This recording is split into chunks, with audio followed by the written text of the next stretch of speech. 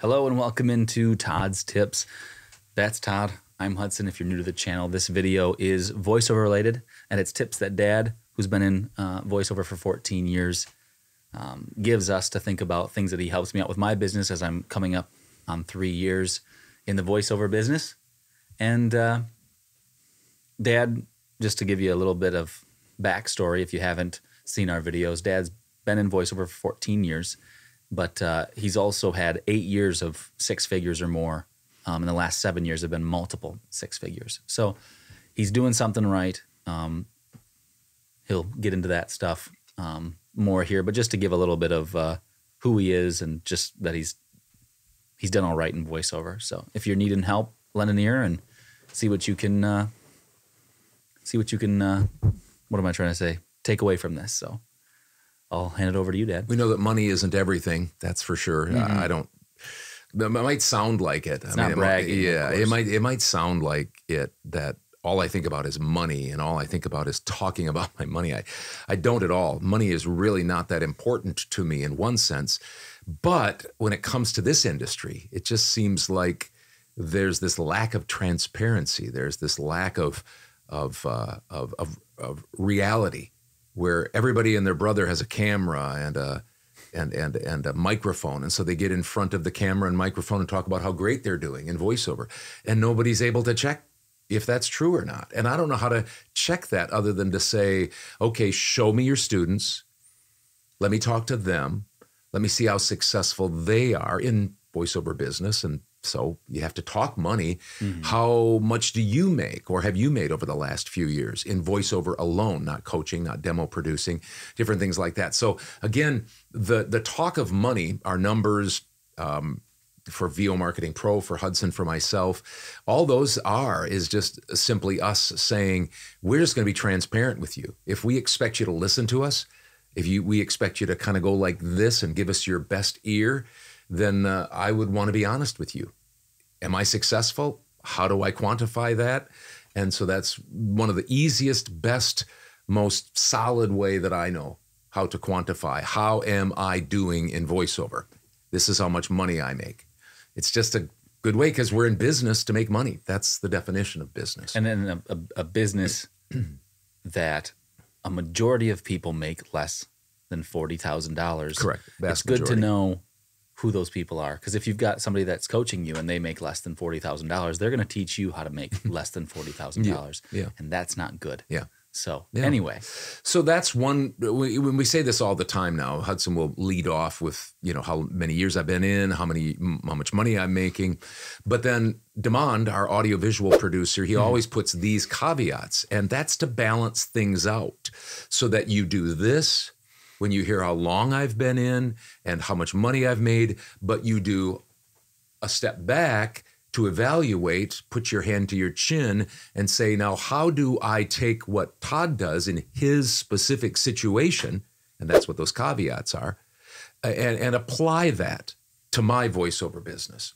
And so that's why we have the range. The money is to get you to stop dead in your tracks and say, oh, I got to listen to this.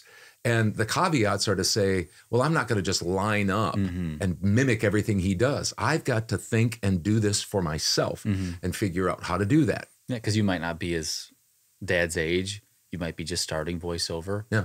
You might have a different voice. There might all sorts of things. So anyway. Well, there's a good chance, and I don't want to go on and on here before I give my Todd's tips and do's and don'ts, but there's a good chance that in the next 3 years, I'm getting close to 65 years old. I'm going to start slowing down.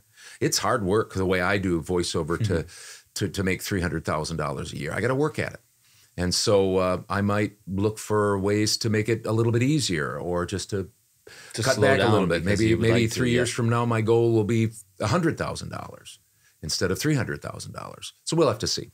But anyway, here is the Todd's tips, but we've been talking about do's and don'ts for these many months. Today, another do and don't. I do know that the greatest battle for success in voiceover, in the voiceover business, is what's between your ears.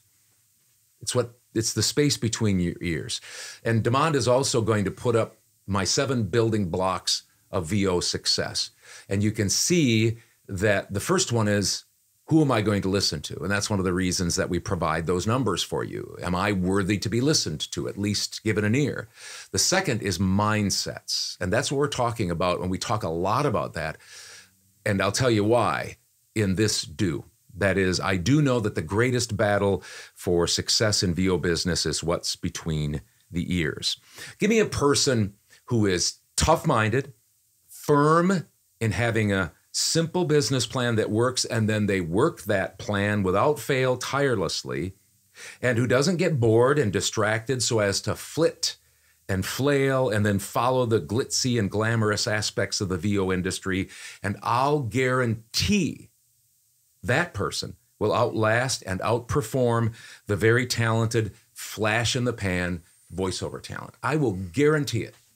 I mean, unless they have some health problem or, get in an accident, whatever it might be. But just taking normal circumstances, I'll take that. I'll put all my money on that person rather than a person that doesn't have those things, doesn't have what's here, the mindset. Most people focus on those top 3 or 4 tiers, like the craft and performance, or getting my audio just right, or marketing. And those things, trust me, as I say all the time, those things are critically important, but not logically. They're not logically important as a foundation. They spend their time and their money and their career path on those top tiers, and they fail. A lot of them fail because they don't know of, don't believe in, or can't stay focused on the bottom 2 or 3 tiers. They're so focused on the top, they don't pay any attention or can't for some reason stay focused on the grind of who am I going to listen to, mindsets, and being a business, that they fail, no matter how talented they are or how much coaching they get or how good their audio is.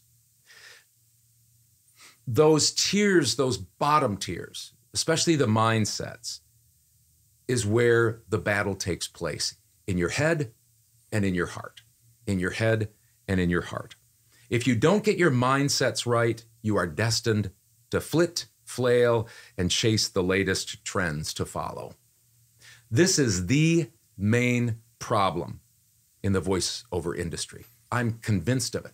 I've watched and watched and listened and observed for many years now, and I believe that that is the main problem of why so many people come in and come out.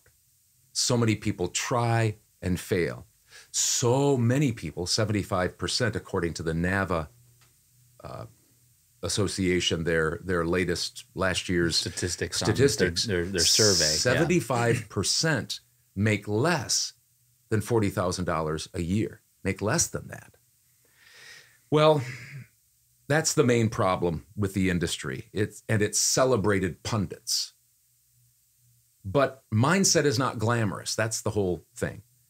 And it's hard to sell, and it's hard to scale.